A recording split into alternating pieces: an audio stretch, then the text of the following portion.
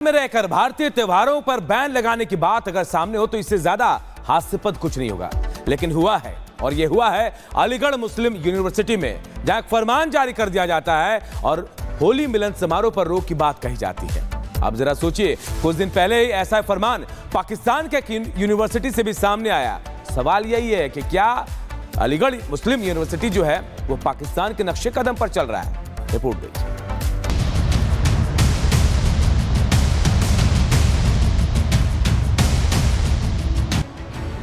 क्या पाकिस्तान की राह पर निकल पड़ा है यूपी का अलीगढ़ मुस्लिम विश्वविद्यालय?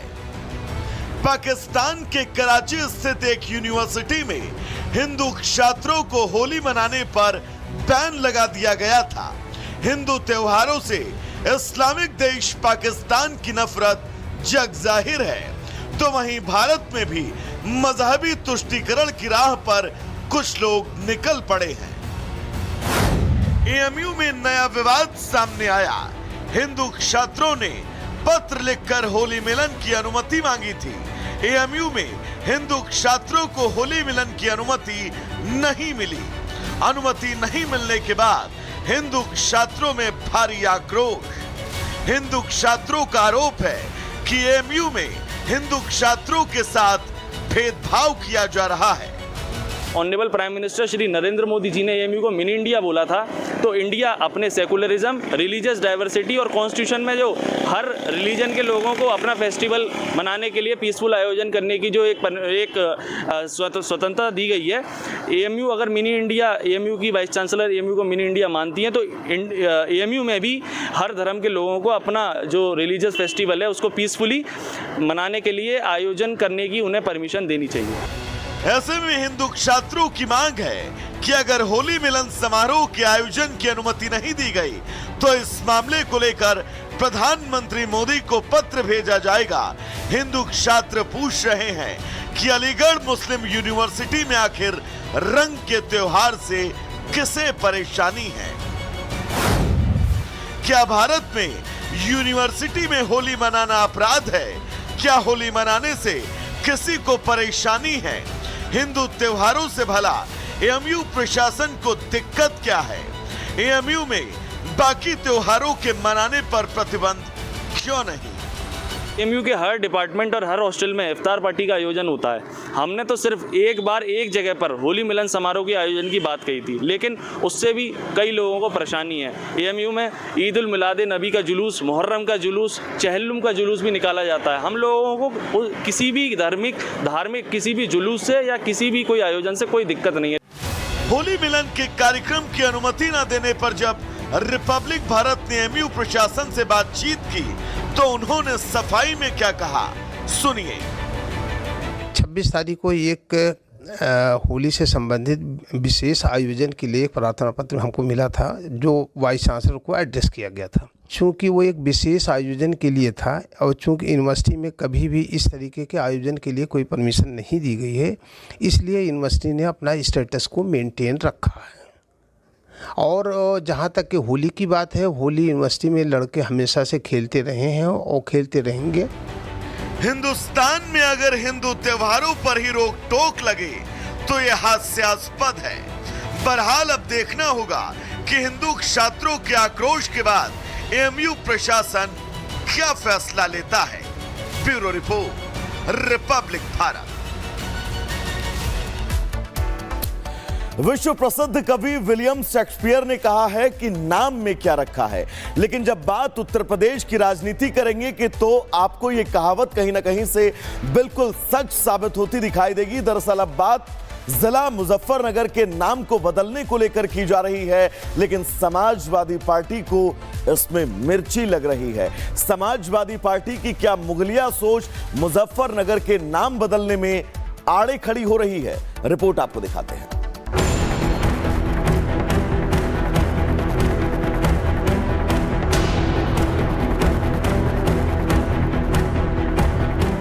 जो कहते हैं ना, नाम में क्या रखा है, उन्हें पता होना चाहिए कि नाम में छिपी होती है पहचान। नाम से पता चलता है सांस्कृतिक इतिहास। आक्रांताओं ने भारत के स्वर्णिम इतिहास को बदल दिया, अपने काले अध्याय का नेम प्लेट छोड़ गए। सीएम योगी आदित्यनाथ ने 4 मार्च को विधानसभा में हुंकार भरी, साफ कह दिया जो हमारा है हम उसे लेकर रहेंगे। तो आज विधान परिषद में बीजेपी प्रदेश उपाध्यक्ष और एमएलसी मोहित बेनीवाल ने मुजफ्फरनगर का नाम बदलने की मांग कर डाली। हमारी परंपराओं के प्रति सम्मान हेतु हमारी भूमि नगरों के नाम भी सभ्यता और परंपरा के अनुरूप हो। अधिष्ठाता महोदय, मैं आपके माध्यम से एक ऐतिहासिक मांग करना चाहता हूं और महाभारत काल से जुड़े जनपद मुजफ्फरनगर का नाम बदल करके लक्ष्मीनगर करने की मांग इस सदन के माध्यम से करना चाहता हूं। मुजफ्फरनगर जहां 2013 में सांप्रदायिक हिंसा भड़की थी, दंगे की आड़ में मासूमों की हत्या की गई थी, उसी मुजफ्फरनगर का नाम बदलने की मांग आखिर क्यों उठने लगी है? मुजफ्फरनगर की जड़ें हड़प्पा और महाभारत युग से जुड़ी हैं। मुजफ्फरनगर का पुराना नाम सरवट था। 1633 में शाहजहां ने मुजफ्फर खान को जागीर के तौर पर दिया। मुजफ्फर खान के बेटे ने शहर के नाम पिता के नाम पर रख दिया। गन्ने की खेती के लिए मुजफ्फरनगर खूब जाना जाता है। जहां एक और इतिहास को फिर से संजोया जा रहा है, तो वहीं सियासी पारा बढ़ने में भी टाइम नहीं लगा। बीजेपी जहां नाम बदलने को जनता की मांग बता रही है, तो वहीं सपा को मुगलिया निशान मिटने पर मिर्ची लगनी तय थी। हर सदस्य को अधिकार है, जिस क्षेत्र का वो प्रतिनिधित्व करता है उस क्षेत्र की जनता की अगर कोई डिमांड है तो उसको सदन में उठावे, और सदन में मामला उठा है तो जैसी परिस्थिति होगी उसके हिसाब से विचार किया जाए। भारतीय जनता पार्टी के लोग केवल नाम बदलने का काम करते हैं और कोई काम तो करते नहीं। अब देखना कहीं हमारा और तुम्हारा नाम न बदल दें। तो वहीं सुनिए स्थानीय जनता मुजफ्फरनगर का नाम बदलने पर क्या कुछ कहती है। मोहित बेनीवाल जी ने जो ये मांग उठाई है विधान परिषद में, ये बहुत ही अच्छी मांग है। मुगलों की निशानी जो मुजफ्फरनगर नाम रखा गया है ये बहुत गलत है। मुजफ्फरनगर का नाम बदलकर लक्ष्मीनगर होना चाहिए। जो नाम वास्तविक नाम पहले से था वो दोबारा से होना चाहिए। यह केवल नाम बदलने का प्रश्न नहीं है, बल्कि हमारे संस्कृति, गौरव, सभ्यता का पूर्ण जागरण व ऐतिहासिक सत्य है। इस जनपद का नाम लक्ष्मीनगर होना चाहिए। तो काफी समय पहले उठना चाहिए था सनातन धर्म को मजबूत करने के लिए। सरकार कुछ भी लक्ष्मीनगर कर दो या कुछ भी गणेश नगर कर दो या जो भी उन्हें करना कर दो, हमें कोई दिक्कत नहीं है इस बात की। इसका नाम बदलने से क्या फायदा? जो मुजफ्फरनगर है प्यार वाला और प्यार वाला ही रहेगा। बाकी ये राजनीति इसे बदले कोई ये बदला नहीं जाएगा। कुछ भी कर लो, मुजफ्फरनगर रख लो, लेकिन नाम तो रहेगा मुजफ्फरनगर ही। इसका नाम तो शहर का जो पहले से पढ़ता हुआ आ रहा है वही नाम सही है। जो ठीक है वो पहले से ही ठीक है। नाम बदलने की कवायद यूपी तक सीमित नहीं है। मध्य प्रदेश के भोपाल में भी नाम बदलने पर सियासत गर्मा गई। राजा भोज के नाम पर बसी प्राचीन नगरी भोपाल को उसकी सनातनी पहचान दिलाने का अभियान शुरू हो रहा है। हालांकि भोपाल की सनातनी पहचान से तुष्टीकरण करने वालों के पेट में दर्द है। कांग्रेस नेताओं की मांग है कि भोपाल के मुस्लिम नवाबों के नाम पर भी जगहों का नामकरण और उनका स्मृति चिन्ह बनवाया जाए। हमारी सरकार ने तय किया कि हमारी राजधानी का गौरवशाली अतीत है, उस अतीत को सामने लाने की आवश्यकता है। इसलिए राजधानी के द्वारों, प्रमुख मार्गों पर ऐसे महापुरुषों के नाम जैसे राजा भोज, विक्रमादित्य इत्यादि के नाम से द्वार बनाए जाएंगे। भोपाल शहर की नींव रखी है राजा भोज ने, तो इसका विकास नवाबी काल में हुआ है। अगर एक द्वार का नाम राजा भोज के नाम पर रखते हैं, स्वागत योग्य कदम है, तो दूसरा द्वार का जो नाम है वो किसी नवाबी काल के एक योद्धा के नाम पे होना चाहिए। यहाँ बेगमात ने हुकूमत करी है 3 दशक तक एक साथ, उन्होंने महिला सशक्तिकरण की बात करी है। तो ऐसे अगर महान पुरुष यहाँ पर मौजूद रही हो तो उनके नाम पे भी कुछ करिए। कांग्रेस की आदत है संस्कृति के खिलाफ बोलने की। सनातन धर्म से जुड़ा हुआ कोई विषय होगा तो कांग्रेस के पेट में दर्द होगा ही होगा। उन्हें हिंदू धर्म से चिढ़ है।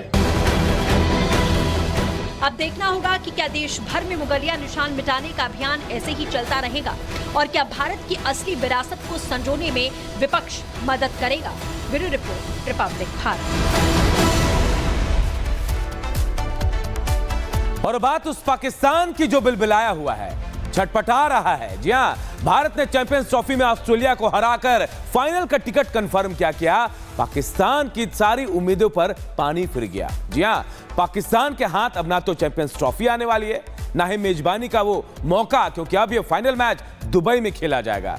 तो फिलहाल पाकिस्तान की हालत ना घर का ना घाट का रह गई। देखिए।